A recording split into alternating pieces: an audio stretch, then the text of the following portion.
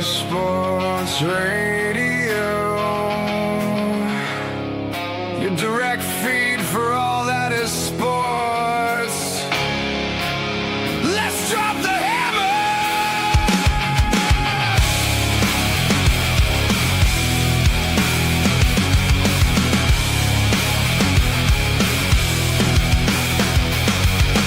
Monday night is rolling in. Let the baseball season begin. From the farm system down to the street. Single A, double A, feeling the heat. NCAA, softball and baseball, the diamond swing. Hear that Louisville slugger sing. Welcome to the Bullpen Bulletin, where the hardball magic is beginning. Mike, Patt, and Freddie B take the stand, the loudest baseball show in the land. Ice Sports Radio, heavy and real. That's just how we feel. That's just how we feel. From the month of March to the autumn breeze, bringing you games that are bound to please. We cover the pros and we cover the kids. Every single play, everything they did. From the minor leagues up to the major show, we got the stories you gotta know. Through the rain, through the dirt, through the pain, hear the roar of the stadium train. You can't script October. No, you can't script October.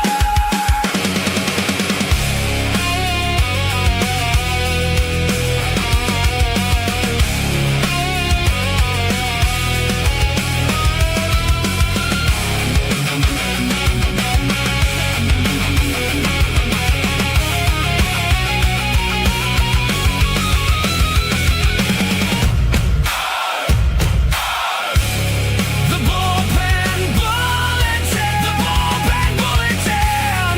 The Bullpen Bulletin. The Bullpen Bulletin. Ice Sports Radio, your direct feed for all that is baseball.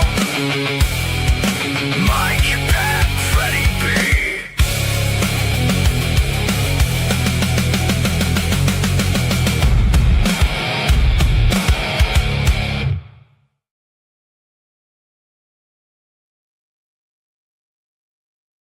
Good evening, baseball fans, and welcome to a brand new episode of the Bullpen Bulletin here on IE Sports Radio, your direct feed for all that is sports. New episode, new intro, and of course, a ton of baseball to talk about with the trade deadline today. And of course, joining me as always for another round of fun baseball talk is Freddie B. Good evening, sir. How are you doing? Hey, I'm doing awesome, Mike. Thank you so much. It's great to be back. Thank you.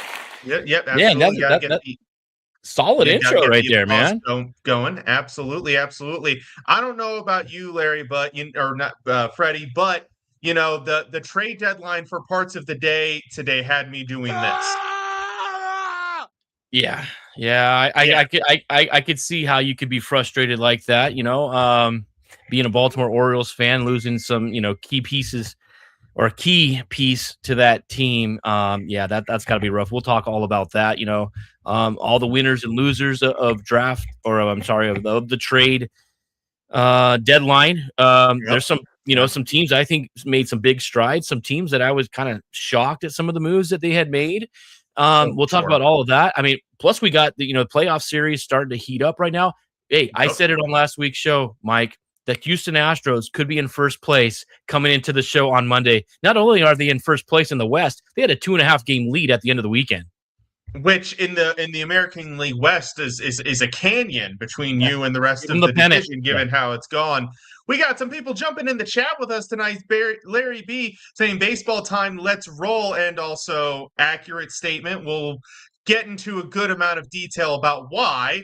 On this one here, everybody hates the Dodgers. We also have Brian Francione, another happy trade deadline person with us. And then we have a couple. We have another Sherry another Neubauer fan jumping yeah. in. Thank you, Sherry. And then, of course, Brian, very happy that the Red Sox swept the Dodgers. We'll get into that. But, of course, before we dive into all of the nitty-gritty, if you are a fan of the show, please follow us on X. You can follow yours truly at IESR_DMV and Freddie at FreddieB_sports. Now, I know everybody wants us to dive right into the trade deadline and all the discussions there, but we do shockingly have some baseball, not a ton of baseball tonight, which the day of the trade deadline is always a funny day for me for games because you have a lot of guys who have been traded, so they've already left their teams. However, the guys that they have been traded for have not necessarily arrived yet. So you can get some really interesting roster dynamics and roster crunches for the day. But looking across the league, no finals yet, but we've got the Phillies and the Nationals squaring off. We've got the Phillies beating the Nationals 6-3. That one in the bottom of the 8th. We've got the Cardinals and the Yankees. The Cardinals actually leading this one 6-3. That one in the top of the 6th. The Pirates are leading the Brewers 4-1. That one in the top of the 6th. We've got the Giants leading the Rangers. Looks like mostly the underdogs out to the early leads tonight. 3-0, that one in the top of the 4th. Dodgers and Cubs squaring off. The Cubs actually with a 6-4 lead in the middle of the 4th. Bats are on fire there for both teams. The Blue Jays are leading the Astros 3-0. That one in the middle of the 4th. And the Rays off to a hot start against the Rockies 6-0 now. Actually, score just changed as I was looking at it. And that only in the top of the 2nd. Looks like Junior Caminero already with a home run in this one. And later on tonight, we have the Padres and the Diamondbacks facing off in the desert. That one's set to go live. That's a big series. About half an hour. Very big series now. You know, maybe about 3 or 4 weeks ago might not have been as important in most people's eyes. But, you know, now with the way both teams have been playing, yet very significant playoff implications there. So, okay, so we've covered the scores now. Okay, everybody's waiting for it. Everybody knew it was coming.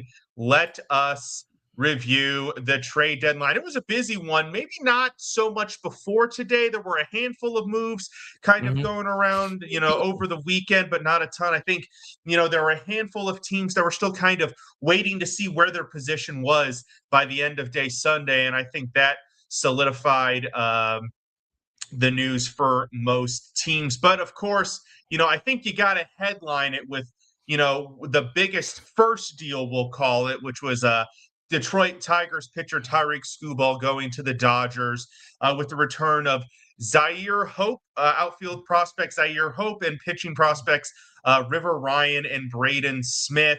I'm going to get your thoughts on this one, Freddie B. I thought the package return was a bit surprising, and it kind of ended up setting the tone a bit for pitching over the deadline here. But what were your thoughts on this one? I think the Dodgers got obviously the deal there. I mean, they didn't have to give up Josue DePaula going in that trade. So you got to hold on to your number one prospect and didn't have to give him up. You know, Zaire Hope, good future with him as well. This brings up the question now. Did the Dodgers did what they took? Did what they did, took that step to secure themselves, you know, another World Series. But in doing so, I mean, are we going to see ourselves with a potential lockout next season? I would almost, like, if I were a betting man, which I'm not, I'd put money on it at this point. Like, it's getting a little bit crazy. And I think the problem is the scale as well. Like, a lot of people, and Larry, thank you actually, Larry B, for bringing up this point. You know, a lot of people who are defending the Dodgers have pointed out the Yankees of like the early to mid 2000s who won a bunch of World Series and then went out and added Alex Rodriguez. Now, it's important to note that all of those moves only netted the Yankees one World Series. You know, they only got the one ring in there. So it's not like they grabbed all these super players and then went on to have a dynasty. I think the big problem people have with the Dodgers, it's not even really the Skubal trade, because that was a product of them having a ton of having some really good prospects.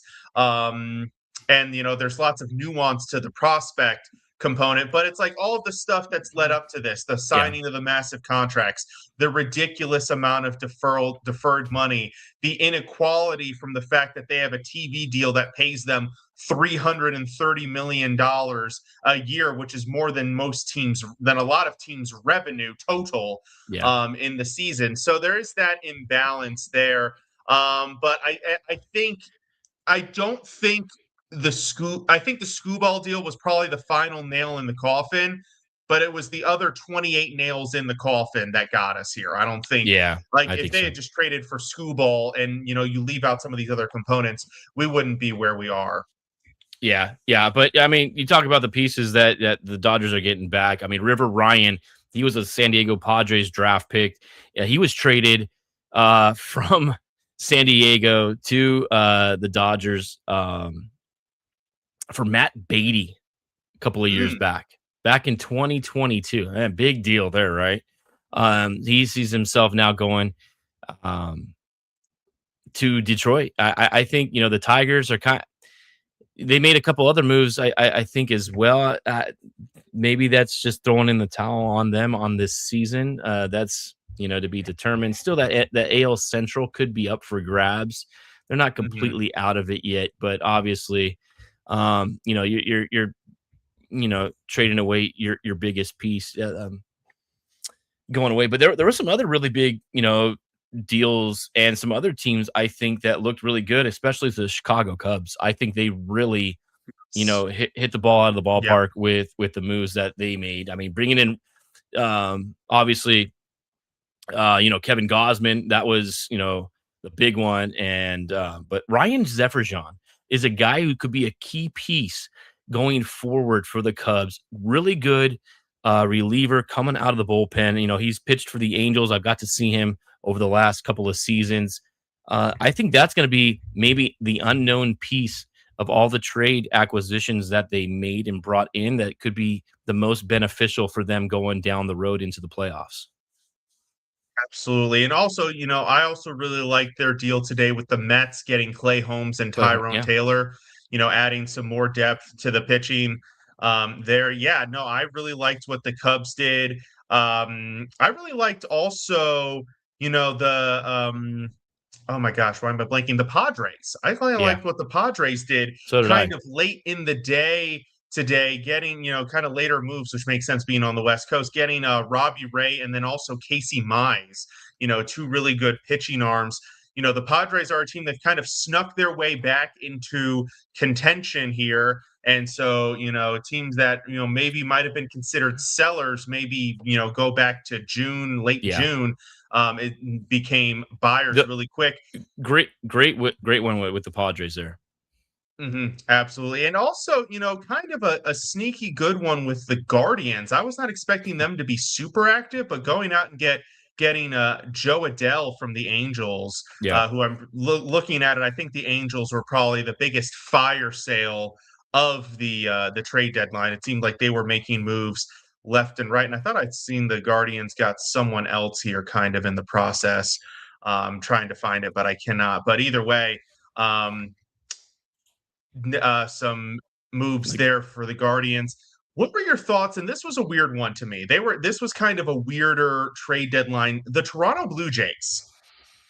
They went out and they dealt away Gausman, right? So everybody's like, okay, looks like they're going to sell here. But then they go out and they get Jose Soriano from the Angels. So they replace Gausman with Soriano. They don't get a ton back for Gausman, but they do get the other Guardians move, getting Foster Griffin from the Nationals, by the way. That was the other one I was trying to remember there. And then they also get Spencer Arrighetti for Dalton Varsho. Just what were your thoughts on the Blue Jays? I thought it was a very strange combination of moves for them. I think the moves for the Blue Jays really just came down to their how much these guys are making.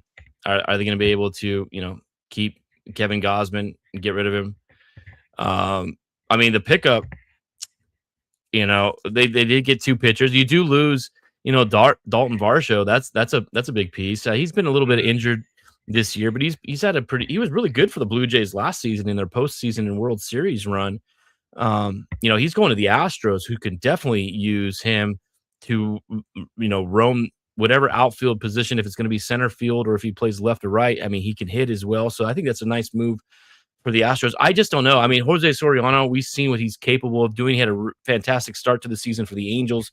He's kind of been just mid since then. But yeah, I think maybe, the Cubs were in a position where they wanted to get Gausman, and the Blue Jays liked the return in exchange for him from Chicago. So I think that's part of the reason why they were able to deal him. So yeah, Andrew Getty, another decent arm as well. Going back to the Padres real quick, if I can, Mike, they got not only did they pick up Robbie Ray, who I think could potentially be an ace of this staff right now. I mean, this is all hands on deck, all arms on deck for the Padres this season.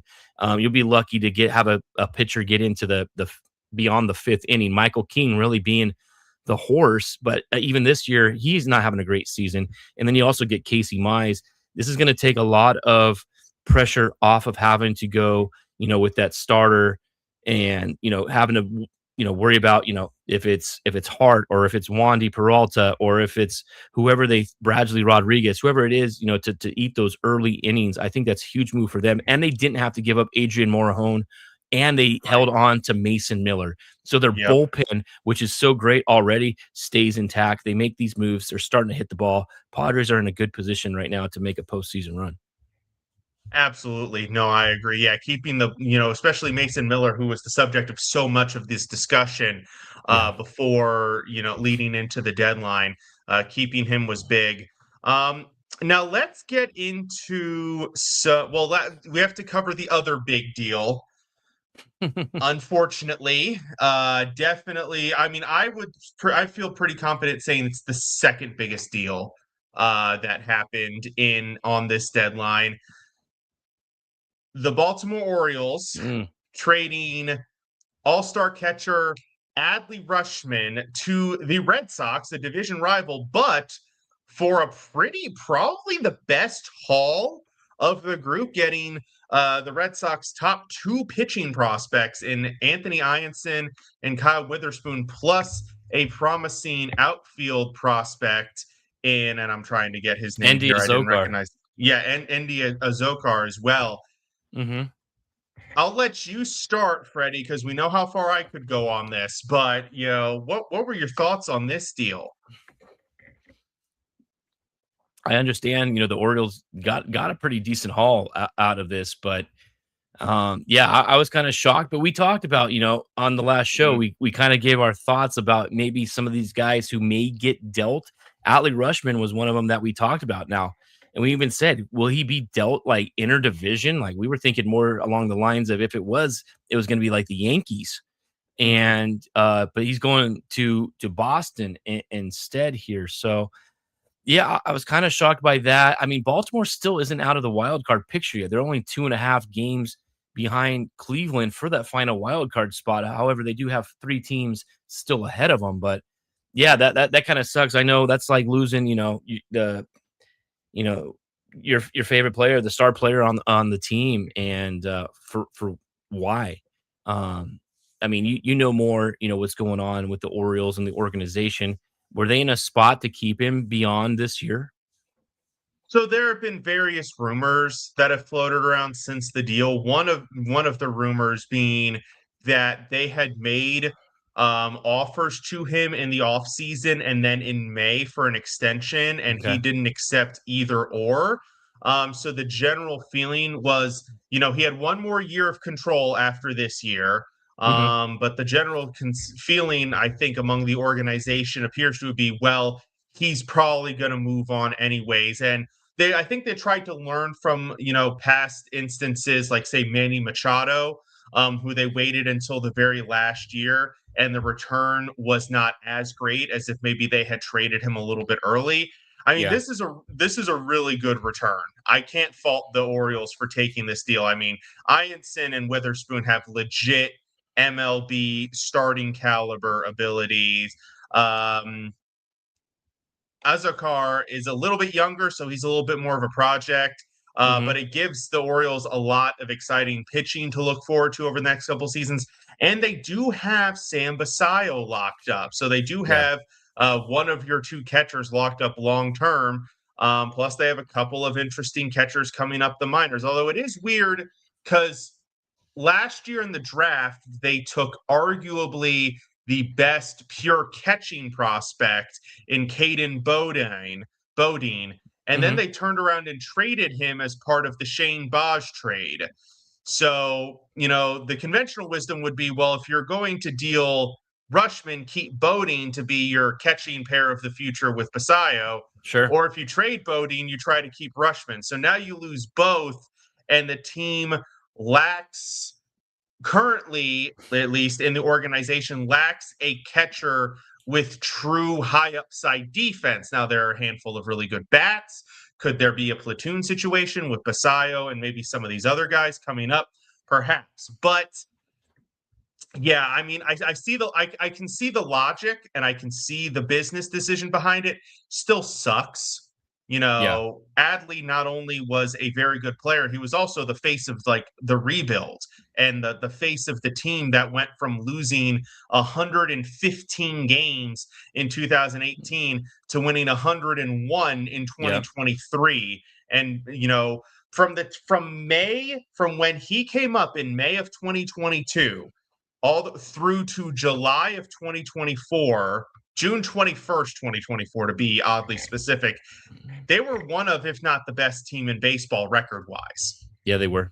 Over that stretch. And now since then, of course, they have a losing record. So it's one of those things that Orioles fans, depending on how the next couple of years go with this retooling, because they did not only just trade Adley Rutschman, they also traded away Taylor Ward today, got a handful of pitching prospects in return. They traded Tyler Wells to Tampa, another interdivisional trade. Ironically, they traded him for pitcher Michael Forret, who they had traded to Tampa in the Shane Baj trade. So they got one of the guys back. They also traded Dean Kramer. They also traded Dean Kramer over the weekend, which was not a loss that caused me to shed a tear. Let's put it that way. Okay. I got a bigger question for you here. Now, you're loyal, you're a big fan of Rutschman.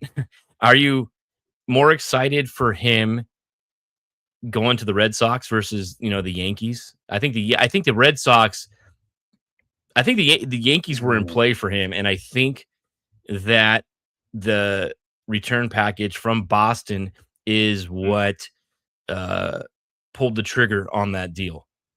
Right. And you also have to wonder, if the Yankees were really strong players, how much did that play into the return? Was Boston outbidding the Yankees for Rutschman? Wonder if that's think it why came the down to that. Yeah. Price drove up a little bit more than some of these other deals, because you could easily argue that return was better than what the Dodgers got or what the Tigers got for Skubal. Yeah. So why the price was so high. So am I more?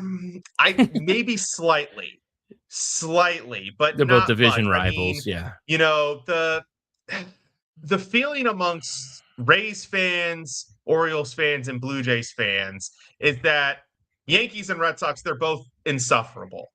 So it's kind of 6 of one, half dozen of the other. There was also a stretch there for a while, and maybe it still is a little bit, where the Blue Jays got really annoying too. So really, it's just the Rays are the only ones that I haven't really had a problem with over time. In fact, the Rays now have 3 former Orioles on their active roster, and Cedric Mullins, Brian Baker, and Tyler Wells. Why am I blank? Brandon Hyde is part of their baseball operations, former Orioles manager. So they're slowly transforming into the Orioles, which is weird. But business decision, I get it. Otherwise, man, it sucks. It just sucks. The last time the Yankees really had a catcher, I think that, I don't even think he was as good as Adley Rutschman, was like a Jason Varitek. You think back in the day, a guy who was. You mean the Red Sox? The Red Sox. Who did I say? Yeah, you say Yeah, Yankees. I'm sorry. Yeah. I meant the Red Sox. Yeah, who can hit, but Right. definitely, Rushman, I think is a far better offensive player. He's good defensively as well. So I like that. I think, with the surging Red Sox right now, only 5 Right. games behind Tampa Bay, they could still win the division, man. They're not Oh, they're yeah. not stopping right now. Just swept the Dodgers. Yeah, they just swept the Dodgers. Another team quietly making moves, the team in first place in the American League East, the Tampa Bay Rays, getting Freddie Peralta from the Mets. The Mets just gave up everybody in their starting rotation today.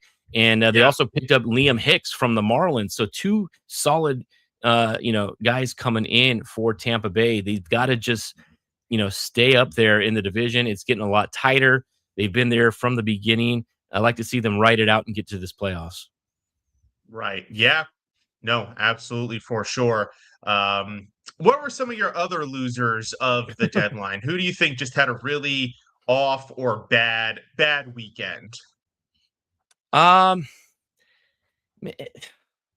I don't know, really. I mean, I don't think the Braves did much as far as trying to improve their roster. They go out there and get, Tyler Mahle and Lane Thomas and Brett Sutter, relief pitcher from the Angels. I didn't think that was a whole lot of great moves for the Braves. The Brewers didn't really do a whole heck of a lot, in my opinion. I think the Cubs definitely,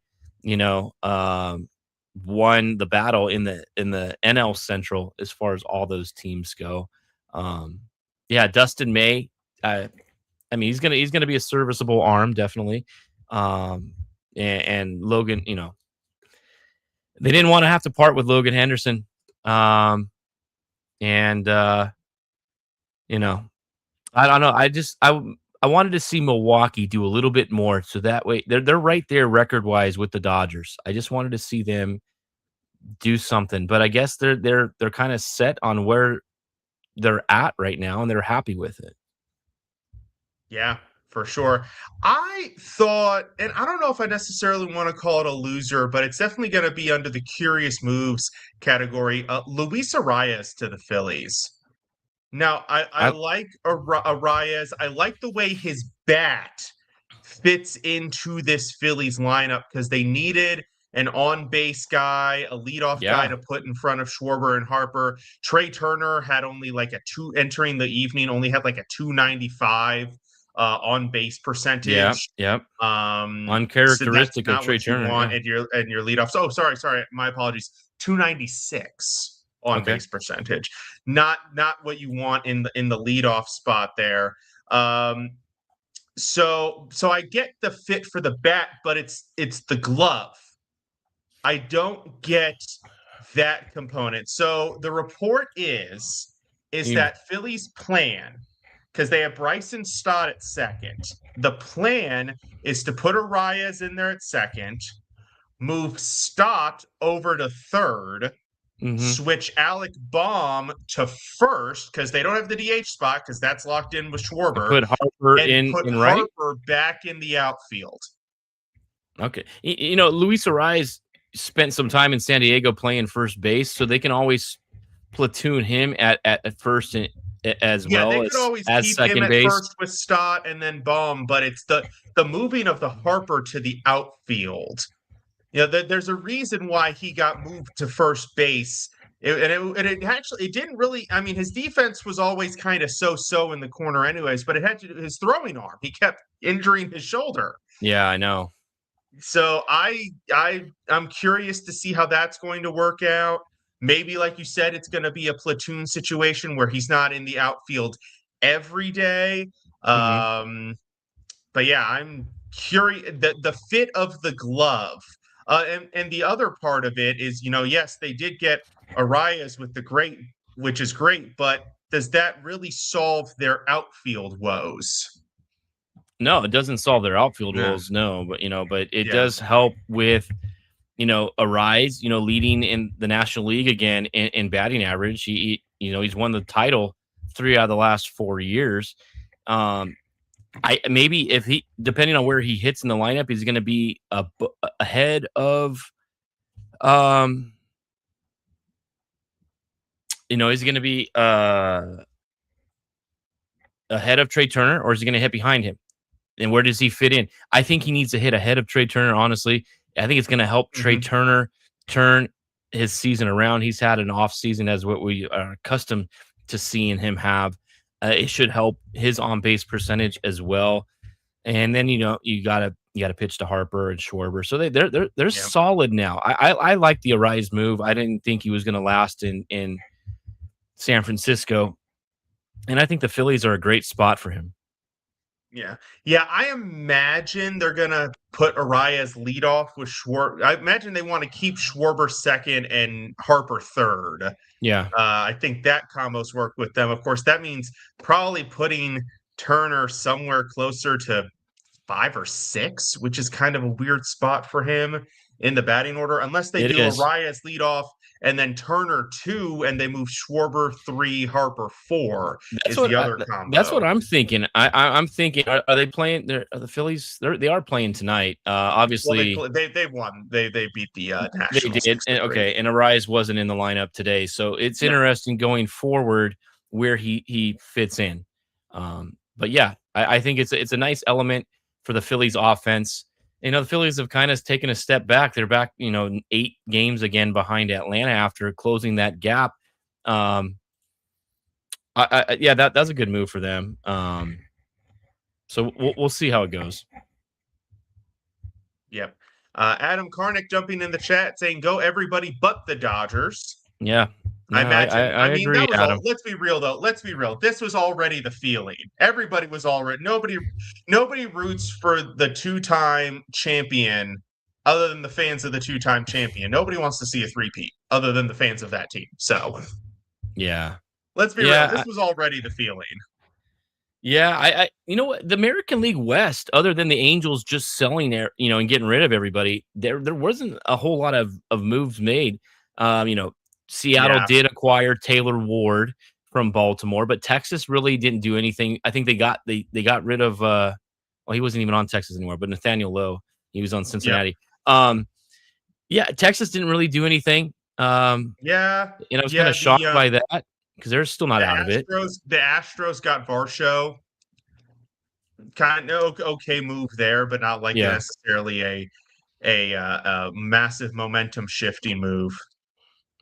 Yeah. The continues to be probably the weakest division in all of baseball is the AL West. So, but the Astros are playing well, and they are losing tonight though to Toronto. So, Yep, absolutely. Well, that's going to bring us to our week in review. Now that we've talked about the trade deadline to death, I'm sure we're going to see more of the byproduct, the results of the trade deadline as we move through the rest of the season, of course. But let's take a look at our week in review. Who's hot? Who had a great week, independent of the deadline, just purely the product on the field, and who maybe is not looking so hot, who's stumbling a little bit. So, Freddie, I'll let you lead it off here. Who you got for your hots of the week? Oh man, I got to go Max Clark as the hottest hitter of the week, man. Getting his call up and making his debut, having a fantastic weekend with the Tigers. And if there's anything positive after losing Tarek Skubal and then losing Casey Mize, is what we saw out of Max Clark. And he's not going to disappoint. Fantastic beginning to his Tiger career. Good stuff there. Team wise, I like what the Astros did. They took care of business, beat up on the Angels, and have that lead now in the American League West. They've kind of put their pieces. Yordan Alvarez, man, that guy is just impossible to pitch around. I mean, you either walk him or he takes you deep. The American League Player of the Month for the month of July. And Cleveland, I mean, making moves here at the deadline. I'm still waiting for them to get on track and start playing a little better baseball. They currently have the 3rd wild card spot right now. And then, San Diego and Arizona, we have a great matchup of 2 teams battling right now. Arizona currently in the wild card spot. San Diego just a game outside. Both those teams are playing really well. I like what the Padres have done, but they always struggle when they go to Arizona.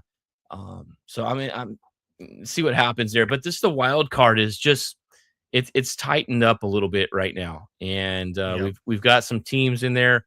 I think some other teams are what we're seeing now aren't going to be around. I think Detroit, being one of them. I thought they could have a run being one of those teams, but I think they put themselves out of that right now. But other than that, throughout the week, yeah, not a whole heck of a lot going on. Just getting. I was just anticipating this trade deadline, what was going to happen as far as the Scooble situation, and I think once that happened, everything else just fell in line afterward. Yeah, absolutely, absolutely. Obviously, of course, the Red Sox, who we talked about, they've been hot lately as well. They continue their hot streak. Even after their win streak ended, they've been able to pick it back up and keep playing great baseball. And it's interesting that the Tigers decided to sell after winning three straight over the weekend and kind of clawing their way back into it, not going away. But that was their decision. And it was trading both Scuball and Mize. You got to think, okay, that's the sign that they're like, nope, this isn't our year. Let's bring up Max Clark. Let's get some of the young guys some more reps here, and let's start looking further down the line. What about some teams that you're like, what the heck is going on with you? Teams that maybe aren't playing such great baseball lately. The Phillies have kind of struggled, only 3 wins in their last 10 games, but the Phillies are a solid team. I'd start panicking if they have their next 10 games are like this as well, because they'll be out of the playoffs. And the wild card, they're the third wild card team right now, tied with the Diamondbacks. They were just 3 games behind Atlanta in the East. Pittsburgh, I still don't know what to think about them. I think if there's a wild card team that can maybe just go on some crazy run and find themselves get into the playoffs, could be the Pirates. Yeah. The Mets continue, after blowing up the pitching staff today, their season's over with. Now the question is, who's going to finish? Are they going to finish worse than the Rockies? They're only a 2-game lead over the Rockies right now for the worst team in the National League. I'm really surprised with the Mets this season. Yeah, absolutely. Yeah. And, it's funny because you mentioned it, everybody's still so tight and close right now in these races, but you saw who sold at the deadline. Teams like the Tigers, the Orioles, the Nationals sold a little bit after trading Curtis Mead last week. They traded Luis Garcia and Foster Griffin today. Yeah. So they're probably, teams that are currently close-ish are going to start to fall away. And I think you give it another 2 weeks. And, right now you look at it in both leagues, you can really only confidently eliminate 3 teams each. Everybody else still has a loose shot. I think there's going to be a solid 10 to 12 teams in 2 weeks that you're just going to be like, yeah, they're out of it. They're done. They're not going to be contending. You're right. I told someone today, I forget who I was talking to about it after the Adley Rushman trade. I told him, I was like, look, I would be surprised after that trade with how the clubhouse is probably going to react. I wouldn't be surprised if they didn't even make it to 75 wins after that type of move. And other teams you'll see kind of start to fall by the wayside here as well. Another team, I did want to give a shout out to another team that kind of found themselves a little bit better this past week, the Atlanta Braves. You brought them up with talking about the Phillies winning 5 in a row, reestablishing their lead in the National League East up to 7.5 games, which is the second largest gap. Only the Dodgers have a bigger gap in their division. So they kind of reestablished themselves at the top. They did. Not coincidentally, approximately coinciding with the return of Ronald Acuna Jr. Exactly. We said, his return is going to be huge, and that's exactly, the shot in the arm that the Braves needed. And I hope he stays healthy. Exciting player to watch. He's not going to ever be, I think, that where he was a couple of years ago. Oh my God, yeah. But that's huge for the Braves, especially since they didn't really do a whole lot other than like the Tyler Mahle deal to improve the roster. Yeah, absolutely, 100%. We're going to go ahead and take our break here. When we come back, we're going to jump into some upcoming matchups to watch, go down on the farm, and of course, end it off with our Around the Diamond segment. Do not go away. You are listening to the Bullpen Bulletin here on IE Sports Radio, your direct feed for all that is sports.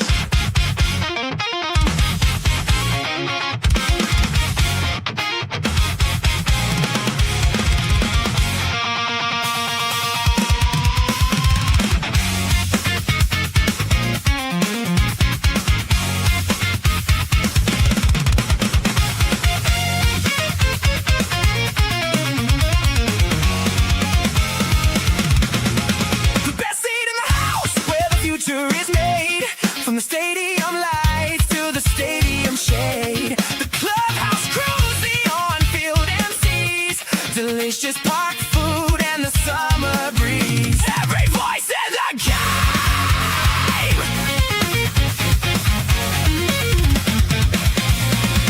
Catch dirt and diamonds every single week. The California League coverage that you seek. With Larry B and Freddie B running the show. IE Sports Radio is the place to go.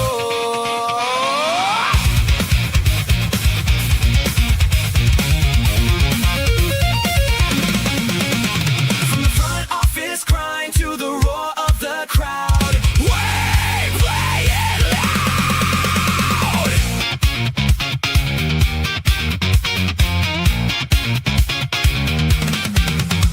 The grind, the game, the minor league life. It's all tonight.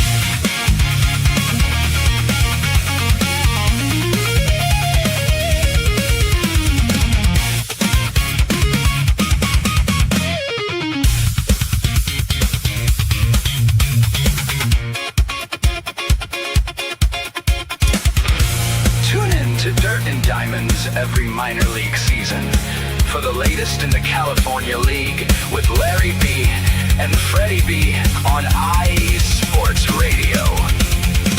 Keep that dirt flying, and we'll see you next pitch.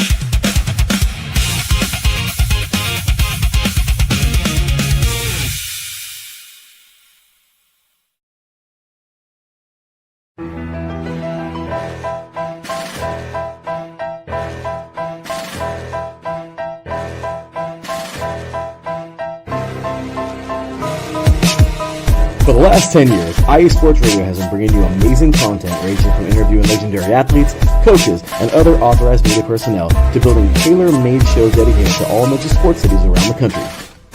Make sure to follow us at IE Sports Radio on X, Instagram, Facebook, TikTok, and YouTube to keep up with the latest in sports and with all of our shows.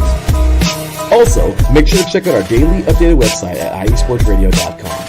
At iesportsradio.com, you can see our daily show schedule and check out all of our show pages with personal bios to learn a little bit more about each of our awesome hosts. In addition to our show pages, you can catch the iSports Radio blog, Hall of Fame, Fans of the Month page, and our merchandise shop, including t-shirts, tank tops, caps, long sleeves, hoodies, and more. For now over a decade here at IE Sports Radio, we've continued to be by the fans, for the fans, and we thank you all for your support and for making IE Sports Radio your direct feed for all that is sports.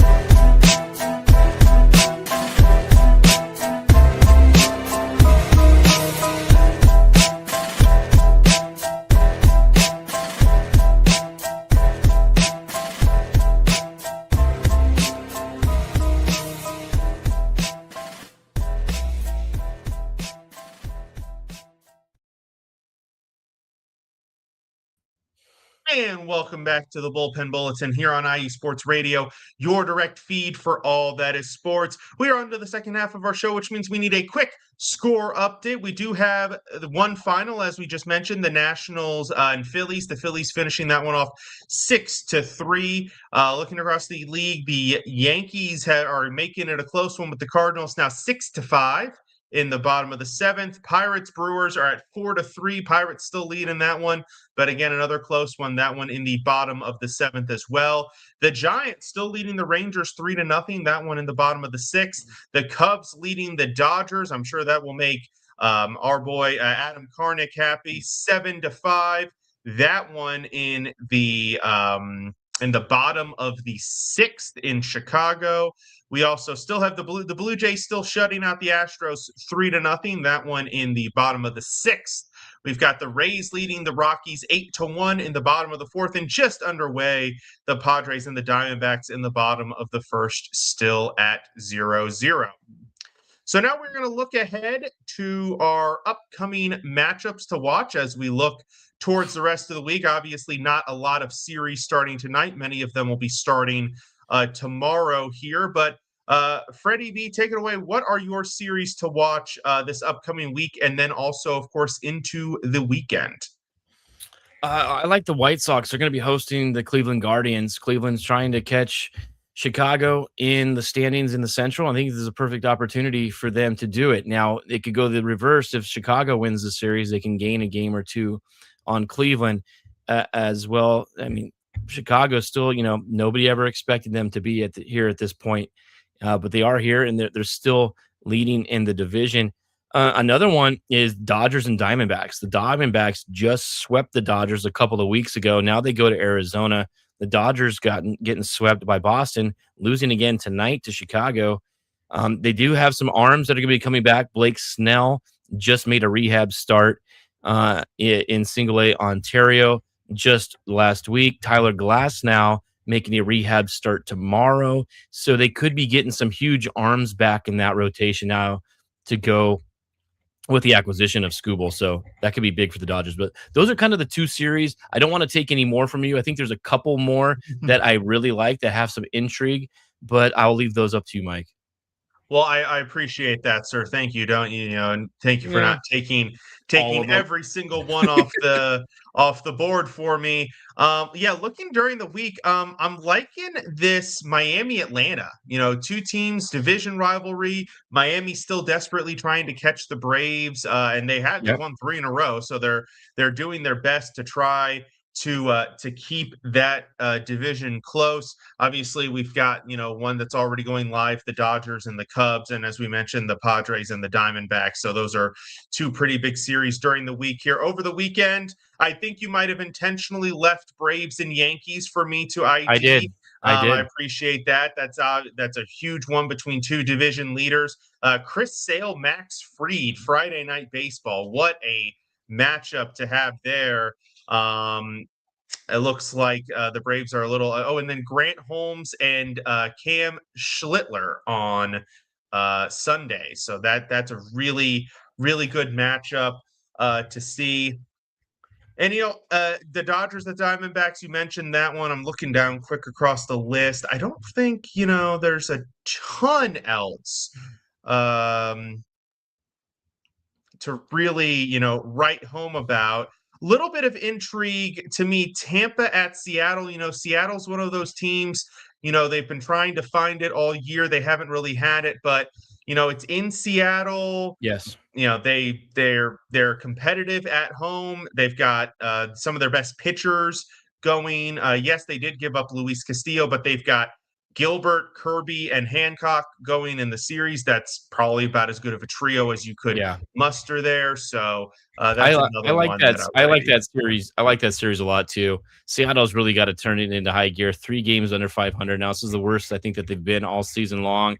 And still waiting on Cal Raleigh to really do much. It's just still hitting just under, I think, 170 on the season. Can't put it together. Only has the 11 home runs. So they really need him. Maybe, now getting Taylor Ward, putting him at the top of the lineup can kind of set the tone. Obviously, we know Taylor Ward wasn't doing anything this year in Baltimore, as we, saw him do last year with the Angels. But one more series I like is the Astros and the Padres. I'm interested to see how that series goes. Speaking of rehab starts, Padres hopefully going to, get a couple of arms back. Nick Pivetta and Joe Musgrove also making rehab starts tomorrow. Yeah. So if they can get those guys back and healthy, I didn't think Joe Musgrove was going to pitch ever again. So I think this is a big tell tomorrow to see how he does pitching in Elsinore. I'm going to go to the game with Larry. We're going to check that one out. It should be pretty good. Just a lot of, this is really, you got to see the teams. We're in August now, Mike. I mean, it's now or never, really. I mean, this is where we saw Cleveland make the push last year going up against the Tigers. They were down Right. 15 or so games and played really well in August and September and got themselves and won the division after Yeah. everything they had gone through earlier in the season. So yeah, a lot of uncertainties. This is the time when answers need to be, we got to get those answers from some of these teams that were questioned all season long. But yeah, I'm expecting a really good week of baseball. Some of these guys getting acclimated to their new ball clubs, and we'll see what goes from there. Yeah, it's definitely going to be a week of transition for a lot of these guys. New homes, new teams, new teammates, possibly new positions and batting orders. Yeah. It's gonna be weird. It's gonna be weird for these guys for a few games. That's for sure. Now we are going to go down on the farm. Now we're going to have a little bit of a twist on down on the farm this week. Normally we would look to highlight a, performance or how well various guys are doing in the minors, or like highlight a guy on the Lake Elsinore Storm, for example. But this week we're going to do it a little different because so obviously, with the trade deadline, not only did we have many major leaguers trade hands, but we also had a lot of minor league players trade hands. And so, now a lot of these guys are going to have new scenery, new changes. So I ask you the question, Freddie, which prospects who traded hands today, over the weekend, whatever it may be, are you most curious to see how they perform in their new environment? Yeah, I think Jefferson Rojas, is probably the highest guy that I really want to see do something. He was traded by the Cubs to the Mets in that Clay Holmes deal. So that's a guy who can definitely, help the Mets in their rebuild down the road. He's an infielder. He's, number 63 rank overall right now as far as the prospects go. So I think that's a name to watch out for. Also the Angels, Arjun Namala, interesting to see, getting another shortstop in return. Does that mean that what's gonna happen with Zach Neto? There was talks of him possibly getting traded today as well. I'm glad they didn't, because he's really the face of the franchise outside of Mike Trout. They really don't have anybody else that you could really pinpoint as the name and face for the Angels. A couple of other cool Angel moves I liked was them trading for Mark McGuire's son as well, in Mason McGuire. Mark McGuire, obviously being a Southern California guy, went to USC, still lives. He used to live in Huntington Beach or somewhere down there all the time, and now his son here playing in the Angels, farm system. I think that's something really cool, and I'm interested to see how they do. Nacho Alvarez Jr. is another name who the Angels got in a deal from Atlanta. I just need to know if it comes with or without jalapenos. So, those are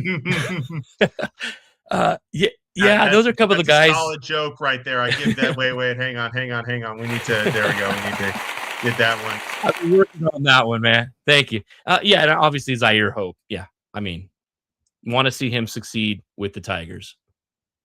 Absolutely. So I'm going to give you one who went a couple of homer picks and then a non-homer pick, one each for the Nationals and Orioles.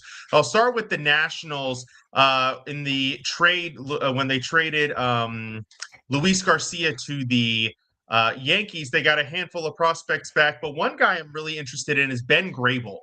Right-handed pitcher, bullpen arm almost for sure. However, really solid bullpen arm.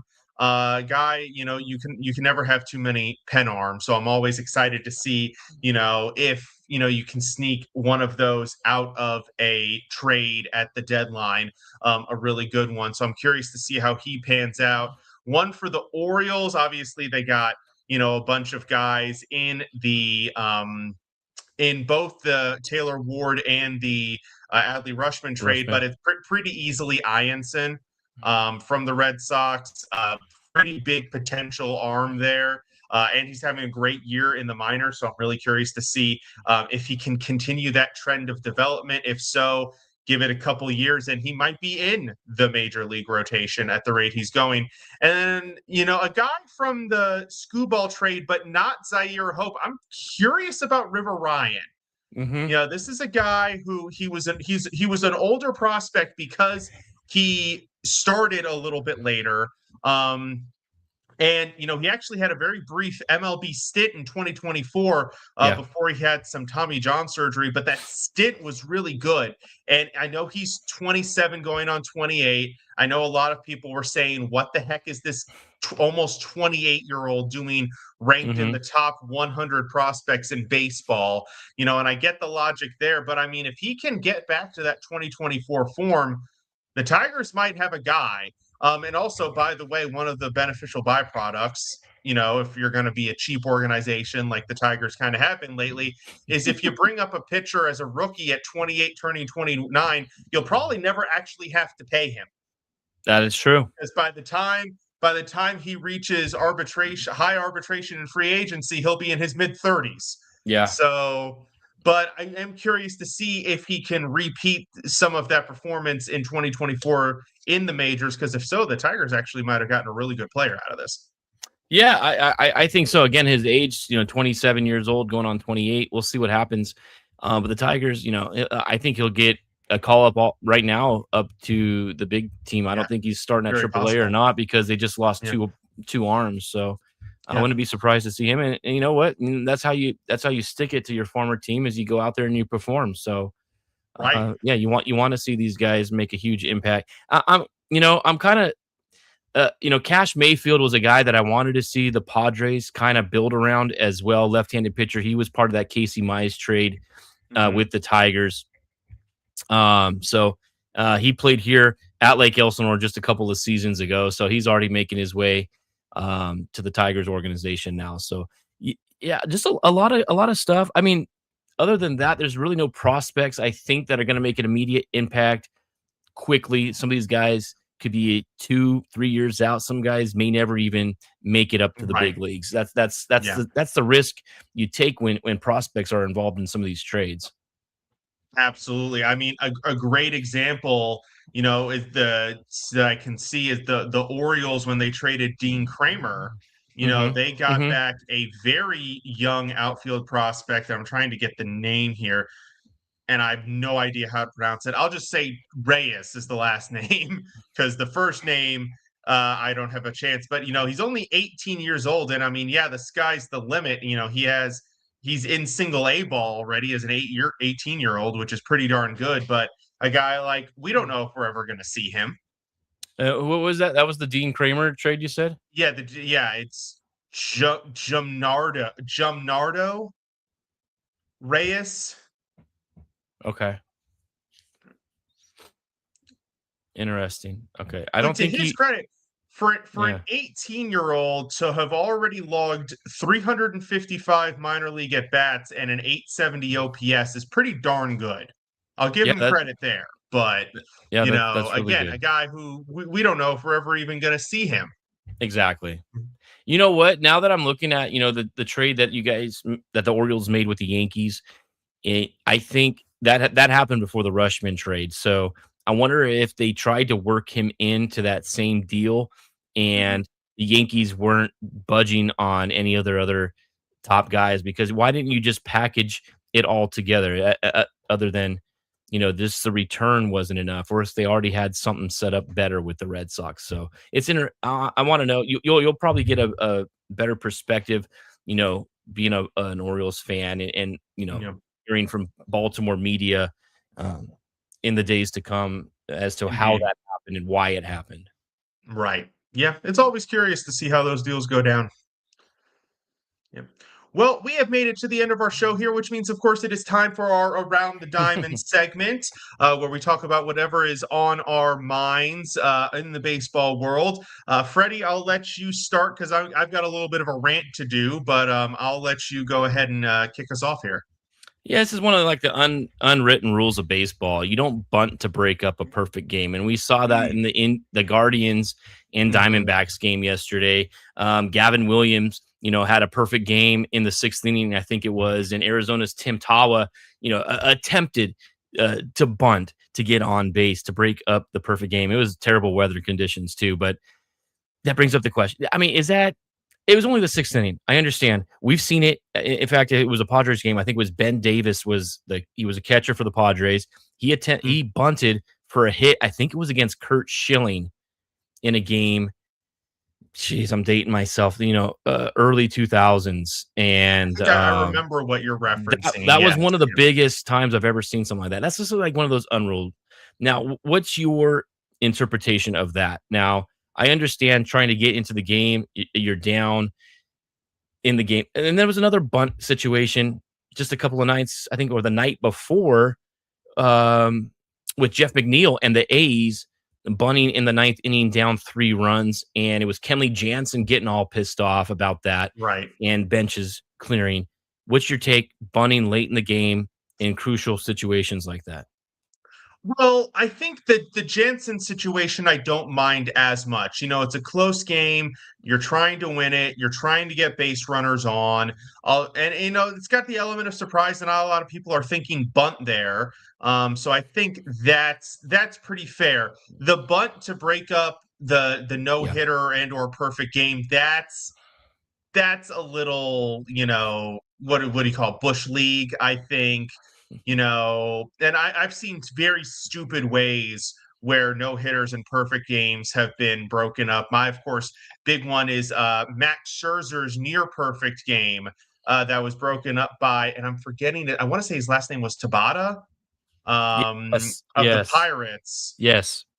Where he in the 9th inning inside pitch, by the way, pitch that was all like pretty much over the plate. Like this pitch was not that much inside, but he was crowding the plate, and then he lowered his elbow into the pitch, which I think if the ump had gotten a clearer view, he probably would have called that like an intentional thing and kept him in the batter's box, because it definitely was. There was no natural motion there. But yeah, I think, when and bunting is not that level of stupid. That was that incident with Tabata was just stupid. But I think bunting to try to break up that moment is a little bit, unless it's like a 1-run game. I could see it if it was like 1-0, 7th or 8th inning, and you're like, guys, we got to go out and win this game. We can't let the history books be the deciding factor here. But if it's not that situation, then I don't think it's necessary. Yeah, the 6th inning in particular, like that's like, you're not quite at small ball to win the game moment there. Yeah. I know the McNeil thing. I have no problem with at all, because he was bringing the potential tying run to the plate in the 9th inning of that game. So he's still out there trying to compete and trying to get his team a chance to win or tie the game. So the other one, you know what? They were down 5-0 at the time.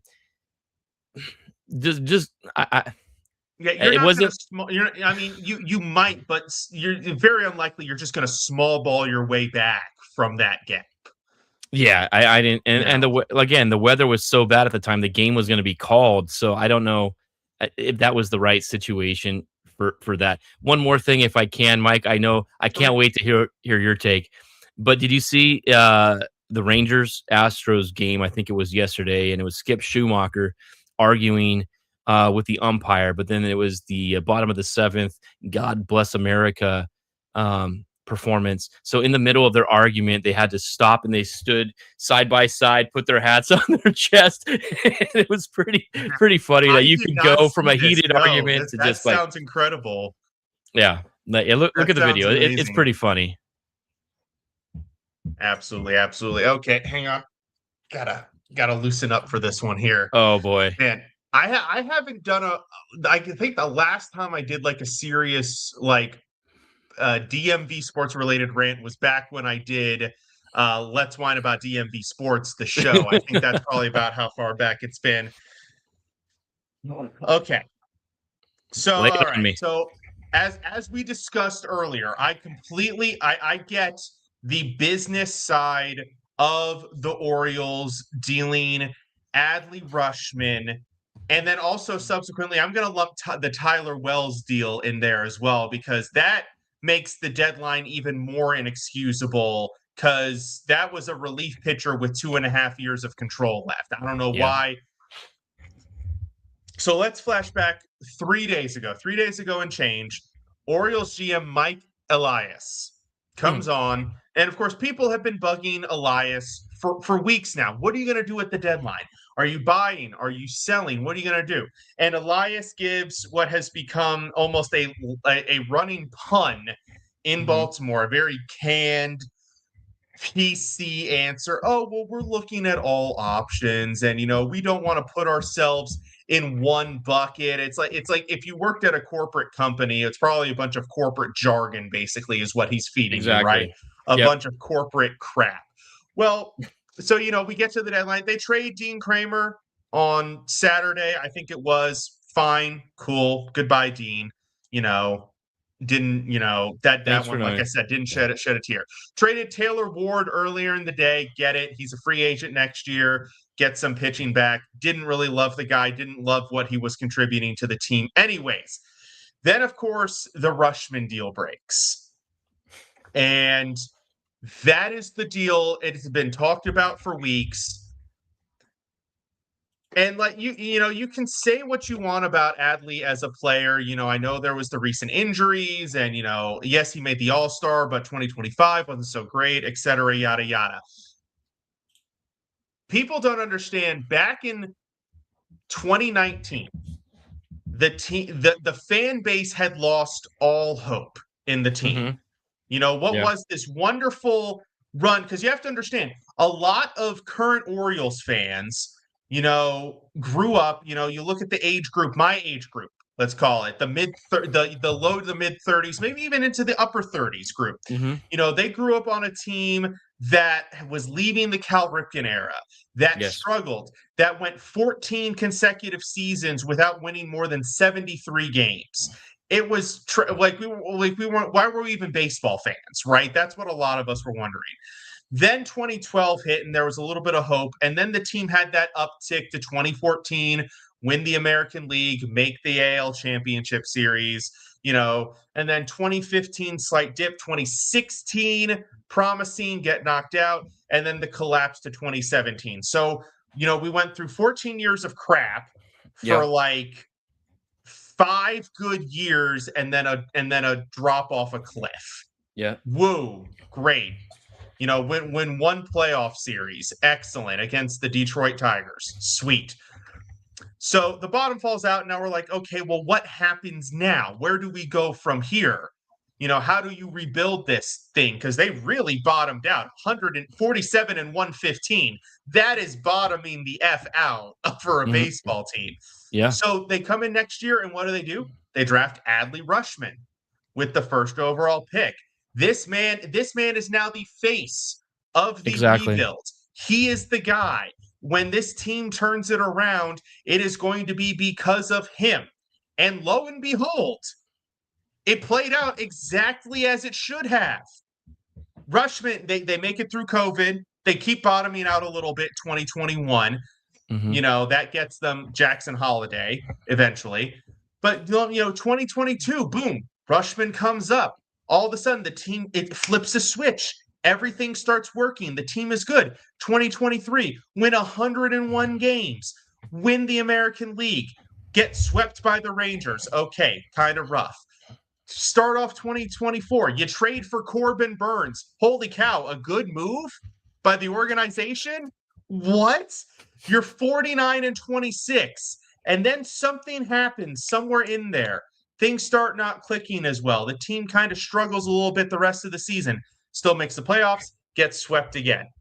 And then 2025, just kind of the dismal start that they could never recover. And it's one of those things where, baseball people are going to look back and still not really understand what went wrong. Because for all intents and purposes, what did go wrong? You had Rutschman. Yeah. You had Gunnar Henderson playing at an MVP caliber level. You had pitching doing well. You had the bullpen playing good. You were playing good defense. You had home run mashers. You were doing everything you were supposed to do. You had all of these great prospects coming up. How do you botch that, for lack of a better word? Like how did this organization screw that up that badly to where the team since June 21st of 2024, and yes, this is a very specific date. If you go on Orioles Twitter, that is the date that everybody points to. You have a losing record since then. Yeah. With all of this talent, with 3 guys, well, now it's 2, but at one point, for most of it, was 3 guys who were at one point the number 1 prospect in baseball: Adley Rutschman, Gunnar Henderson, Jackson Holliday. Like, it is something that is going to be, and who knows, maybe, this deadline, this retooling of prospects, maybe they can figure out how to right the ship, and this little period can just be remembered as a blip on a rebound back to being competitive again. But if they don't recover and potentially have to move off of Gunnar Henderson soon, and some of these other prospects who are promising start to get to the point where you need to move them: Jordan Westberg, Colton Cowser, the pitching they've locked in for a while, so pitching check, we're good there. Jackson Holliday might start. He was in some trade conversations. Yeah, there were rumors of him to the Padres. There today. was. I saw that pop up on a headline today. I was like, what? I saw that. I was like, what, you guys going to get Jake Cronenworth back? What are we talking about right now? Yeah. So, if the team manages to recover, it'll just be remembered as a blip. But if they don't, if they kind of continue to stay in the middling and then they have to move off of these guys, the question is going to be, what went wrong? How did you blow this? Yeah. Mike, don't be too hard on it, because you could be. I saw it here firsthand here with the Angels.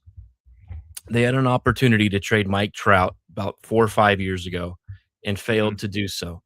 Then he gets hurt, can't come back from these injuries. Now you can't move him. Then they have Shohei Ohtani, who they should have traded and gotten prospects back in return. Yeah. They failed to do that. They see him walk to the Dodgers. So they got nothing out of both of 2 mega superstars. This is not even Adley Rutschman caliber.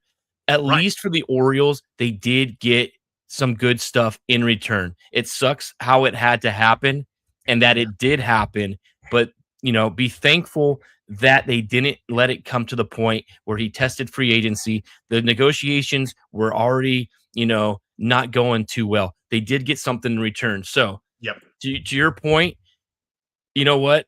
I think it was the right move for the Orioles when it's all said and done. And once these guys start producing, that's when you'll reap the benefits. But yes, I could understand it completely how frustrated you must be when you see the face of the franchise be dealt away like that. Yeah, the face of the franchise and my favorite player. Yeah. So sad. It sucks. I know. By the way, this is baseball therapy on the Bullpen Bulletin here on IE Sports Radio. Yeah. No, and to your point, like I said, there are many scenarios where, we look back on this 2 to 3 years from now and go, it sucked at the time, but it was the right move. Yeah. It was the right move to move him when you got that return, in the future where we've got these guys contributing, and maybe, the reset of the roster will, produce, more talent and give other guys opportunities.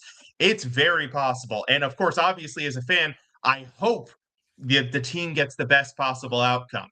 But like I said, if it doesn't, boy. Then that's when the fans stop showing up to games and and start. I mean, this similar thing happened with the Orioles when they traded Manny Machado to the Dodgers, right? Yeah. Is that kind of the same situation? It's a little different, and maybe I'm just remembering it differently, but that team, like I said, that was during the 2018 season where everything had fallen apart. Sure. So it was kind of like, and Manny only had 1 year, only was going to be a free agent anyways. So it's a little different in the sense that now Manny's kind of similar face of like the new era. Mm-hmm. Although that era of the Orioles, you could argue, you kind of shared it with Adam Jones and Chris Davis and, some of these other guys. Nick Markakis. And Matt Wieters, whereas, and, Adley is also, sharing this era with Holiday and Henderson and you could add a few other names in there as well. Machado was not necessarily as universally liked amongst the fan base as a person. Obviously, everybody loved him as a player, but people didn't love the person Manny Machado. I think everybody was a lot more understanding of that situation. And also, by the way, the Manny Machado team actually won some playoff games. This team under Mike Elias with Adley Rutschman never got there. So a little different, but again, another move, and hopefully one that works out better. And maybe this was partially them learning from the mistake of waiting so long on Machado. Yeah. Whereas on the Machado deal, they got Yusniel Diaz, who never made it. They got Dean Kramer, who they got at least something out of. Yep. And they got 3 guys who I can't even name off the top of my head, and no baseball fan, like aside from maybe 10 Orioles fans, could probably name them either. So at least, again, if we'll see. I've calmed down a bit. That rant was not as bad as it would have been about 3.5 hours ago. But we'll see. To a division rival too. That's just division. That's first rival. First the stake goes through the heart, and then you twist it. Right, exactly.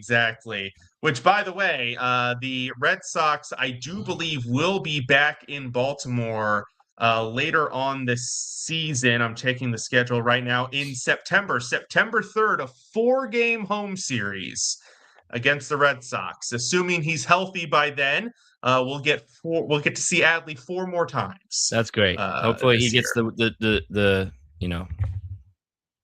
admiration and everything that he's deserving of for his time spent in Baltimore. The fans are going to welcome him back with open arms. With open arms. Well, that will do it for tonight's show. Thank you to everybody who tuned in. Thank you to everybody who jumped in the chat. Adam, Larry B, Brian Francione, a bunch of different people jumping in. Thank you to everybody who tuned in online. Once again, reminder for those of you who are fans of the show, please follow us on X at IESR_DMV and at Freddie B_sports. Freddie, any parting thoughts to this doozy of an episode? No, I think it was great. I think we broke down the trade, deadline. There's a lot that we didn't even go over. Some minor trades and stuff, but I think we really hit the major points, the winners and losers of this trade deadline. And now is you got to put the guys in motion, and this is where you start making your push to the playoffs. We're into August. We keep saying this is when it really starts counting. And we've got some great matchups coming up this week. I'm looking forward to it. My team is currently in the hunt for the playoff spot. Your team, unfortunately, still not out of it. So let's hope that they can turn it. And what a shot in the arm that it could be, too, if this is something that the Baltimore Orioles can rally behind without Rutschman and make a run. That'd be fantastic. That would be something to see. They did not. One guy who they did not trade, who I'm very surprised, Trevor Rogers. Yes, I thought he was the guy. Pitcher. Yeah.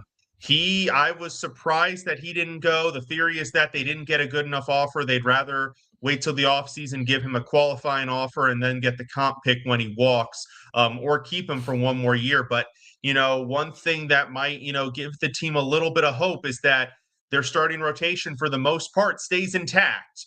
Yes. As we move through, and the bullpen minus Wells, which sucks. But, it is what it is. So we'll see. It is what it is. But once again, thank you to everybody who tuned in tonight. This has been Mike, Pat, and Freddie B for the Bullpen Bulletin here on IE Sports Radio, your direct feed for all that is sports. Good night, Have a everyone. great week. We'll see you next time.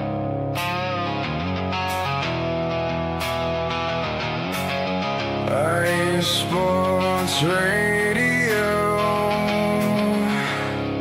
your direct feed for all that is sports. Let's drop the hammer!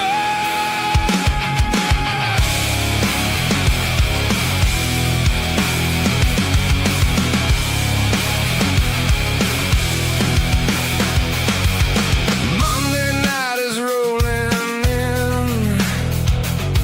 Let the baseball season begin. From the farm system down to the street,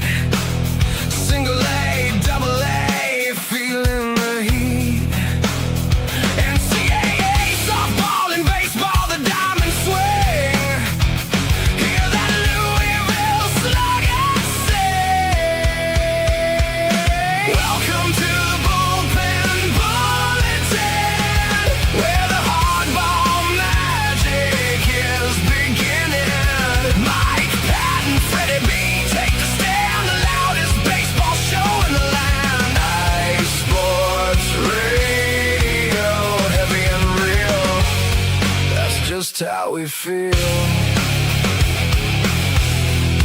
That's just how we feel. From the month of March to the autumn breeze, bringing you games that are bound to please. We cover the pros and we cover the kids. Every single play, every